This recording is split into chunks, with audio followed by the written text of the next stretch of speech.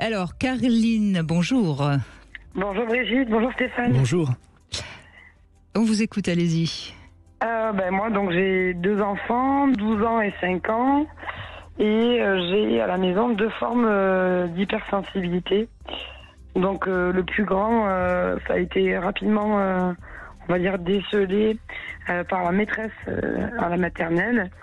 J'avais souvent des remarques d'isolement, où en fait, dès qu'on avait la possibilité de lui faire peut-être soit une marque d'affection, soit tout était décuplé avec une empathie extrêmement forte pour beaucoup de choses du quotidien. Oui, donc là, on a vraiment tous les paramètres dont parlait Stéphane Clerget en début d'émission, oui. Ah oui, c'est voilà, de suite on arrive aux larmes, des comportements qui sont significatifs et on sent un peu plus démesuré que la moyenne, avec une pensée en arborescence qui se met rapidement en route et du coup donc on a été alerté assez rapidement par la maîtresse. Derrière, il a suivi en fait pour lui pas un TDAH, mais plutôt un haut potentiel intellectuel. Donc il a été testé par un je crois que c'est un neuropédiatre, un neuropsychologue. Un pédopsychiatre, peut-être, tout simplement. Oui, qui a fait des tests neurologiques qui sont venus aussi confirmer effectivement qu'il avait ce côté haut potentiel. Et donc en fait au quotidien avec lui, c'est devoir lui expliquer les choses, toujours nommer ses émotions. Il a une sensibilité absolument pour tout. Et aujourd'hui, à 12 ans, donc ça y est, il va bien? Ça commence à aller mieux. Étant petit, il était un peu renfermé. Il avait énormément de mal à aller jouer avec les autres enfants parce que tout lui paraissait violent en fait. Donc il avait du mal à se mettre dans un groupe. On va dire que là, il est rentré en 5e cette année. On sent qu'il a pris une certaine confiance et une estime de lui peut-être un peu plus... On le fait suivre. Du coup, on sent que comme il s'affirme un peu plus et qu'en fait on l'accompagne sur une acceptation de ses émotions et sur ça. En fait, ce qui est intéressant excusez-moi, je vous coupe un peu, Caroline, mais je trouve que ce qui est intéressant, c'est qu'on entend dans ce que dit Caroline, un enfant qui avant on aurait dit il est introverti. Et aujourd'hui on dit ou timide, et aujourd'hui on dit hypersensible. Finalement, non. C'est parce qu'on décode aussi un peu mieux. Bien sûr, en fait, tous les enfants timides sont pas hypersensibles, mais certains, ça peut être ça. Mais ce qui est intéressant dans ce que dit Caroline aussi, c'est qu'on voit que là, il entre à l'adolescence, et c'est vrai que les remaniements du cerveau qui s'opèrent, ça peut aussi jouer sur l'hypersensibilité et l'apaiser. Donc ça c'est aussi une bonne nouvelle s'il souffrait de son hypersensibilité. Et bizarrement, lui ne souffre pas il n'a jamais souffert de timidité. C'était en fait une protection pour lui. Il préférait rester seul plutôt que de souffrir de peut-être. Oui, c'est pour ça que je parlais d'introverti. Ouais, exactement, mais oui, c'est vraiment le terme approprié, introverti. Et donc en réalité, moi, je l'accompagne sur une acceptation parce que je trouve que c'est une belle puissance d'être hypersensible. Et ça permet aussi d'avoir des sens un peu plus développés. Moi je pense que c'est une force. C'est pas une étiquette à se coller sur la tête. Je suis hypersensible ou je suis HPI ou je souffre d'un TDAH. En fait, c'est juste une question d'acceptation et d'accompagnement. On a la chance aujourd'hui en tant que parents d'avoir les outils, les supports et un tas de personnes formées pour ce genre de choses. Et donc moi, j'ai entrepris plein de coaching pour pouvoir accompagner mes enfants dans l'acceptation de leur fonctionnement.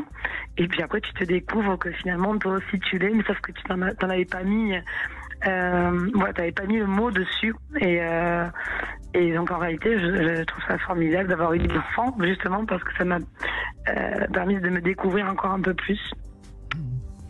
Ce qui est intéressant aussi, c'est évidemment d'avoir une maman ou un papa présent, à l'écoute, hein, parce que les enfants hypersensibles, ils ont besoin aussi de cette attention, de cette sécurisation. Et pour ça, effectivement, il faut que les parents puissent être assez disponible. Hein. Malheureusement, c'est pas toujours le cas dans la vie moderne. Oui, parce que là, en l'occurrence, ça va être un atout. Vous avez raison, Carline. Pour votre fils, ça va être un atout, une meilleure intuition, une meilleure capacité. Enfin, il y a des tas de métiers où l'hypersensibilité peut, notamment, je pense aux artistes. Oui. D'ailleurs, pour des enfants hypersensibles, si évidemment ils ont une appétence artistique, ça peut être un bon moyen, s'ils verbalisent pas suffisamment, que de leur apprendre un instrument de musique ou de faire du dessin, de donner cette possibilité-là. Oui, l'art-thérapie à ce moment-là pour libérer leurs émotions et apprendre à les contrôler et en faire quelque chose. S'ils savent écrire, les inviter à écrire. Enfin, l'idée, c'est ça aussi, c'est d'utiliser cette énergie-là, quelle hypersensibilité pour être créatif. Oui, c'est une belle énergie et effectivement, lui, il est beaucoup dans l'art. Il adore créer. Oh, super. Voilà, donc, et la musique, effectivement. Ça lui a permis d'aller mieux, oui, certainement. Oui, c'est ça. Ça canalise évidemment et ça permet de libérer tout ça. Et votre deuxième enfant, c'est une fille, hein, je crois. Oui, tout à fait. Alors, par contre, juste pour terminer sur le grand, le seul peut-être point noir, je vais dire, à cette hypersensibilité, ça va être beaucoup sur le trouble de l'attention. Voilà, ça c'est très très marqué. Et en fait, il bulle beaucoup et forcément, du coup, quand il est au moment où il faut plonger dans le contrôle, il n'est pas là, quoi. Donc, même si on est à côté de lui? À la maison. Oui, contrôle en classe, oui. Mais il y a un problème d'attention ou c'est parce qu'il panique et qu'il est les deux. Et qu'il est perfectionniste? Les deux. Oui, donc ça c'est plus, à mon avis, c'est davantage de l'anxiété. Donc quelques exercices respiratoires avant le contrôle pour s'apaiser et réduire peut-être les enjeux du contrôle. Mais moi, ça m'évoque davantage l'anxiété. Vous savez, on est plus concentré dès qu'on panique un peu. Bien sûr. Donc s'il est hypersensible, à mon avis, c'est de l'anxiété. Il faut plus travailler là-dessus avec lui. Hein. C'est noté. C'est vrai que je vais travailler là-dessus également. Et la deuxième, c'est tout l'inverse. C'est une extravertie, mais peut-être de voir juste un escargot se faire écraser, c'est terrible. Voilà. Elle a une autre forme. Donc, ce qui est rigolo, c'est que j'ai un introverti, un extraverti.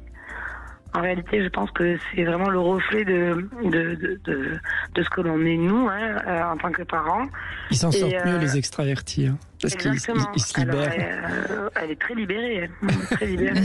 C'est plus pénible pour les autres, mais ils s'en sortent mieux. Ils somatisent moins. Et puis forcément, plus catégorique. Donc c'est ce qui est étrange, c'est-à-dire qu'elle va vraiment, si elle n'a pas envie d'embrasser quelqu'un, elle ne le fera absolument pas.